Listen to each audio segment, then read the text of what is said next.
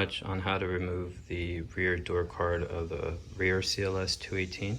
It's kind of similar to the 212 and the front door card, as you might imagine.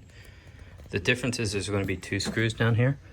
I only remember one on the front. Also, this guy is, there's going to be a lot more cords to disconnect because you don't have like an access panel here.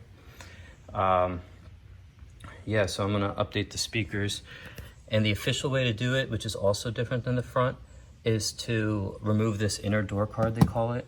The way I'm going to do it, and a lot of other people, is to just drill out the blind rivets or pop rivets or whatever they're called. I'm not a rivet expert.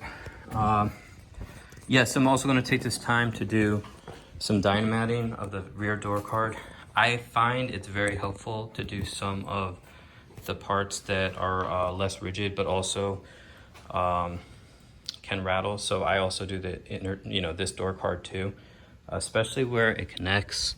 Anything that rattles, like these cords, whatever. I had a problem with rattling in this car. I did the front doors this way, put in Dyne Audios in the front, and it helped out a lot, to be honest. I also, of course, did the, this sheet, but you got to be careful. There's a mechanism for this. So I did this sheet, and then, this sheet as well. You're only going to have access with this through here.